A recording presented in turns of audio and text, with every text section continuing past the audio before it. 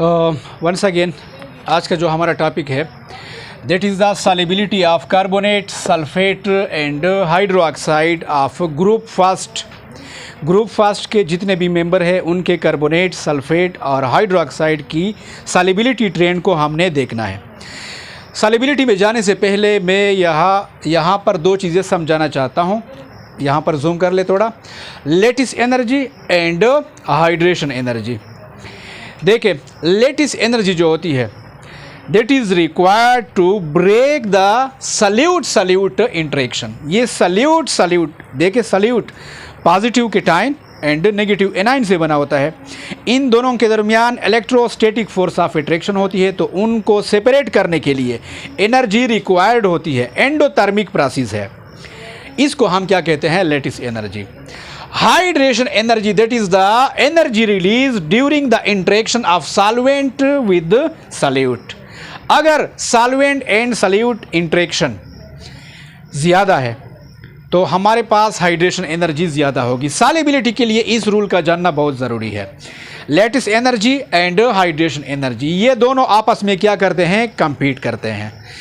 अब हम आते हैं ग्रुप फर्स्ट के कार्बोनेट की तरफ, सल्फेट की तरफ एंड हाइड्रो ऑक्साइड की तरफ। पहले हमने कार्बोनेट के बारे में पढ़ना है।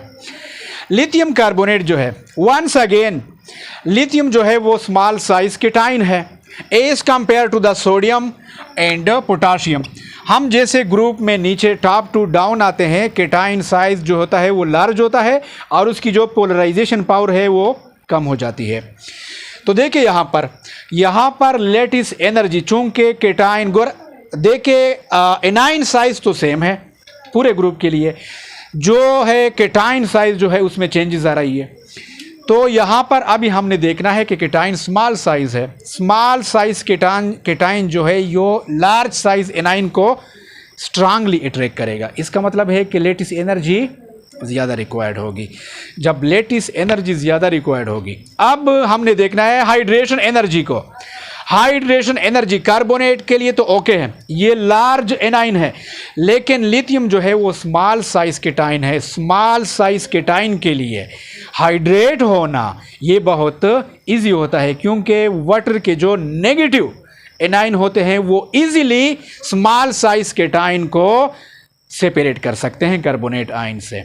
ठीक है, अब हमने देखना यह है कि hydration energy and lattice energy यहाँ पर इन दोनों में से कौन कंपीट करता है?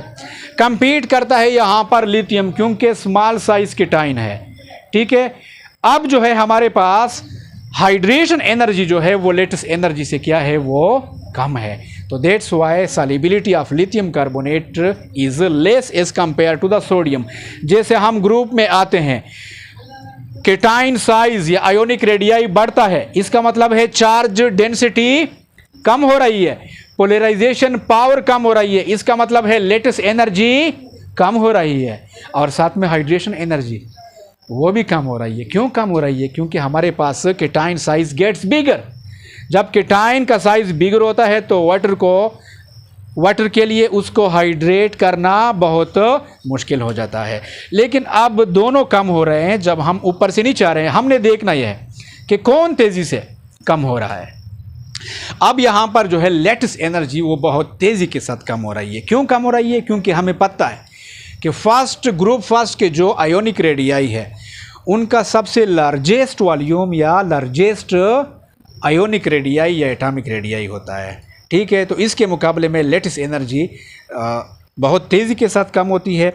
हाइड्रेशन एनर्जी जो है उसकी वैल्यू नेगेटिव होती है, जबकि लेटिस एनर्जी पॉजिटिव। तो इसका मतलब है कि हमारे पास जो नेट हीट ऑफ सॉल्यूशन है वो नेगेटिव आएगा और top to bottom solubility of carbonate जो है वो बढ़ती जाएगी।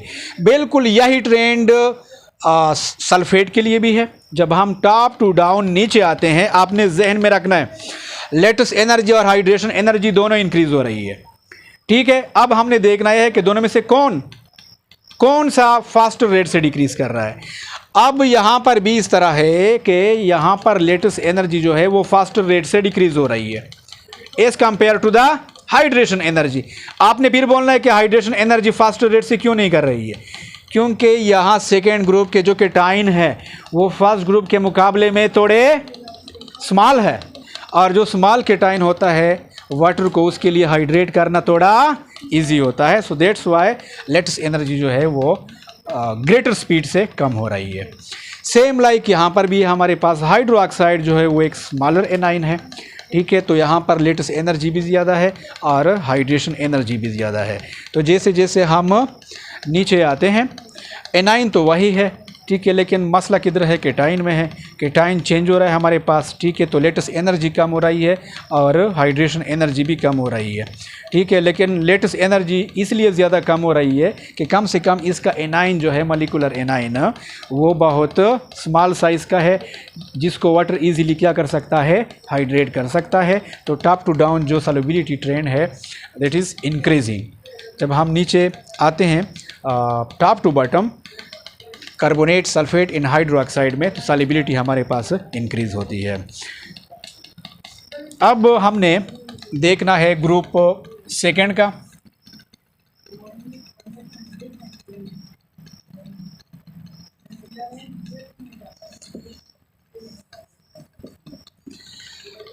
ग्रुप सेकेंड की कार्बोनेट में यहाँ पर M+2 मतलब metal of group second, carbonate and sulphate and hydroxide. यहाँ पर देखे, कीप इन माइंड, ये बात याद रखनी है कि ग्रुप 2 के जो केटाइन है उसका जो आयोनिक रेडियाई है या साइज है वो ग्रुप फर्स्ट के मुकाबले में कम है। इसका मतलब है कि इसकी लेटिस एनर्जी ग्रुप फर्स्ट के मुकाबले में ज़्यादा होगी, ठीक है। अब यहाँ पर जो है कार्बोनेट एंड सल्फेट, इसका जो ट्रेंड है सॉल्युबिलिटी का, ये फर्स्ट ग्रुप के ट्रेंड के अगेंस्ट है, क्योंकि यहाँ पर जब हम नीचे की तरफ आते हैं तो सॉल्युबिलिटी डिक्रीज होती है।